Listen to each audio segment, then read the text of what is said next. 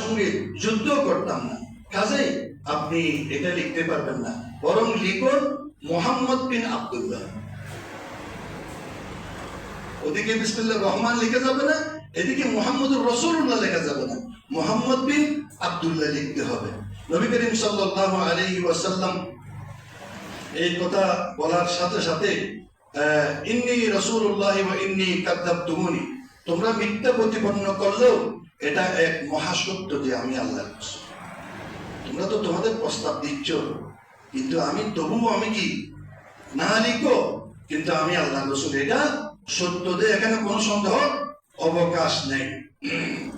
এইভাবে লিখলেন।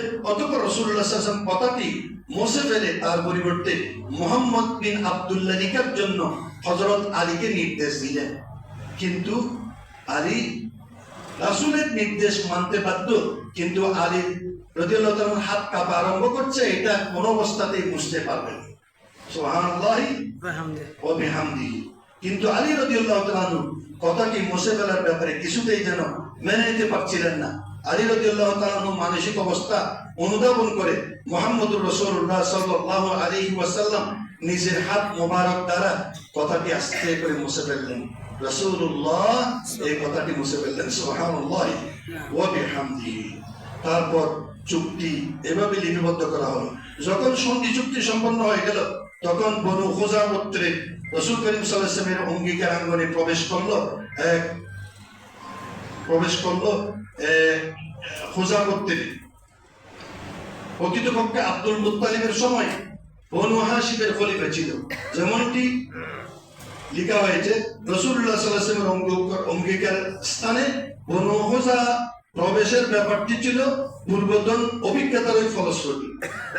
অন্যদিকে কুরাইশদের অঙ্গীকারাঙ্গনে প্রবেশ করা বনু বকর গোত্রের। তাহলে কুরাইশদের সাথে বনু বকর সংযুক্ত হয়েছে, রাসূল সাল্লাল্লাহু আলাইহি ওয়াসাল্লামের সাথে বনু খুযা সংযুক্ত হয়েছে।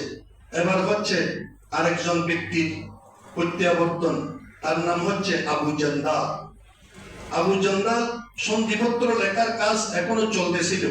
এই সময় যেই সন্ধিপত্র লেখার জন্য কুরাইশদের পক্ষ থেকে নির্বাচিত ব্যক্তি সুহাইলের সন্তান আবু জান্দাল হাতে পায়ে ডান্ডা বেরি শিকল করা অবস্থায় মাটিতে গড়াইতে হাঁটতে আবু জান্দাল ওই তাঁবুর কাছেই মুহাম্মদ সাল্লাল্লাহু আলাইহি ওয়াসাল্লামের তাঁবুর কাছেই প্রবেশ করতেছিল।